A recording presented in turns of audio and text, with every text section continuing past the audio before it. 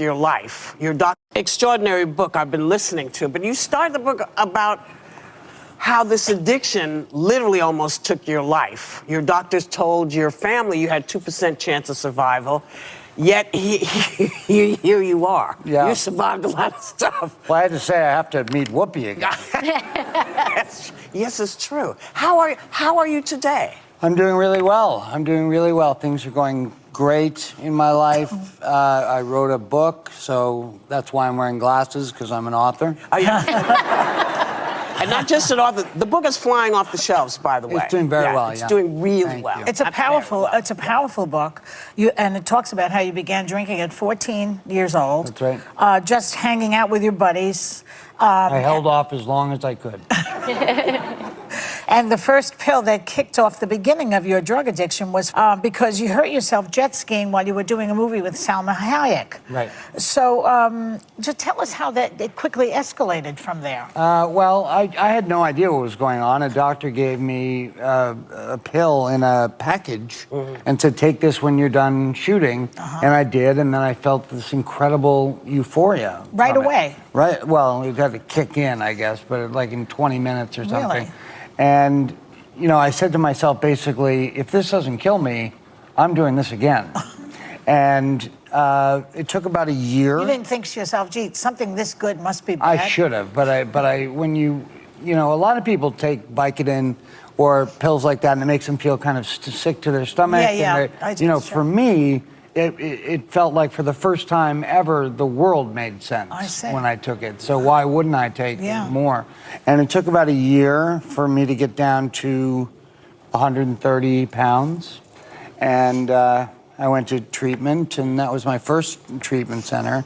But I was only there for 28 days, and there's no way you can learn what you need to learn in 28 days. No.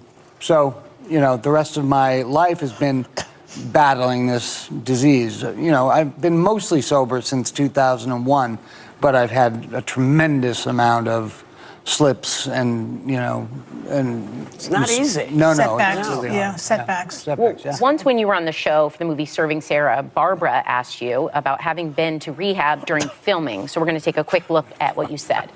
Can you give any kind of advice or spirit or anything about what you did today? Yeah, sure. You're Well, okay. you know, the truth is it's an ongoing process. You know, you never fully recover from this thing. So, you know, it's kind of a daily spiritual condition that you need to live your life with. For me, in a bizarre way, I got kind of blessed because things got so bad for me that there was no ifs, ands, or buts. There was no question. It's you're either going to, you know, die early from this disease, or you're going to go and try to learn as much as you can about it and try to live a happy life.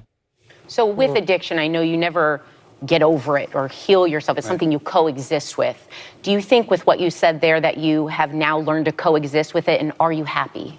I'm very happy, and I had to wait until I knew that I was kind of sobriety safe to write this book, because you don't want to write a book like this and then be seen, you know, yelling in the streets. So, you know, I was happy then, and then something probably bad happened to me, and I relapsed, and it's been sort of an up and down battle. But one of the things that I learned, and that's why I put the book out now, was that the highs and lows for me were unbelievable, and I'm really grateful for all the good things that happened to me, but a lot of bad things happened to me too. And no matter how far down the scale you've gone, that means you can help more people. You know? And when I went to the first, I'm just adding this in, but when I went to the first treatment center, I had no idea what was going on. And a doctor, I had a meeting with a doctor, and as I was walking out, he went, well, just remember, this isn't your fault. And I went, what? Say that again. And he explained that it was a disease, and I had no idea. And that took so much of, it made me feel better, because it wasn't really my fault. I had this disease, I had to fight it. And I've been fighting it for so long that I now, I mean, that's the evidence that things are going well, is that I put out this book. And It would help if people did understand that it is a disease. It would be very helpful to curing a lot of people of this particular disease. I think once so. they Well, admit Matthew's it. a perfect example because Yeah. his 2 instances with drinking and drugs, they were instantaneous reactions to "I need this" Yeah. in a way that I don't remember feeling that way with a drink, or I never did anything else. But right, well, you're lucky to not have the. Well, some people may have a the genetic gene. disposal. Yeah. too, Yeah. you know? Welcome you guys back on here. If you're new, consider subscribing, liking, and also share this video. Now, as we are still commemorating, mourning, and also pay tributes to the legend that is Matthew Perry, who actually passed on today. Now we are seeing friends and of course Costars casts coming out to react to his death and also pay tributes, and what they are actually all saying is that it was really shocking and very, very saddening. Now, after the death of Matthew, we've seen Shannen Doherty, Olivia Munn, Justin Trudeau, and of course Valerie Bertinelli, Alyssa Milano, and Morgan Fairchild coming out to pay tributes to the legend that is Matthew Perry. On Saturday, multiple outlets confirmed that the 54-year-old actor had actually died from an apparent drowning, and of course, as news of the French star's death circulated, many both within and outside of the entertainment community shared memories of the 5-time Emmy nominee.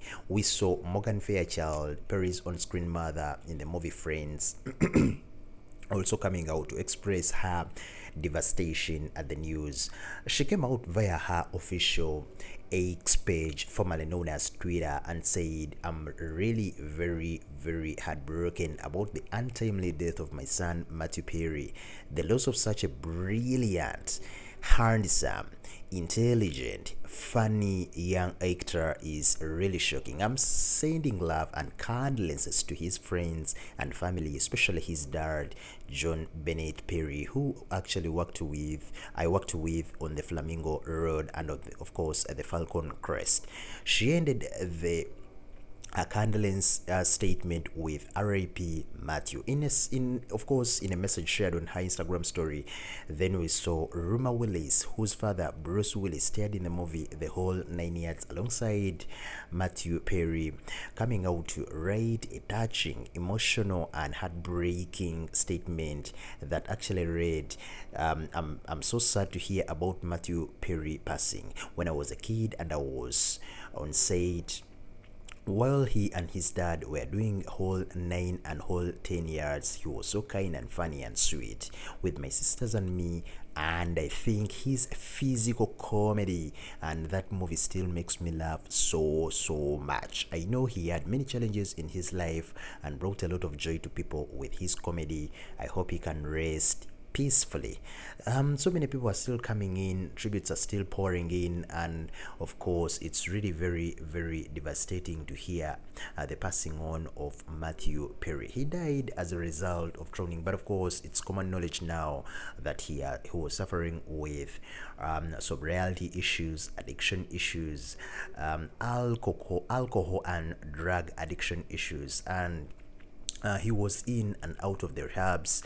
And here at Dictomedia, we encourage everyone who is having actually addictions to seek medical help, because it's really important that we preserve you people, and you know, you have loved ones, we need you, so seek medical attention so that we can prevent the tragedy. Rest in power the king, that is Matthew Perry.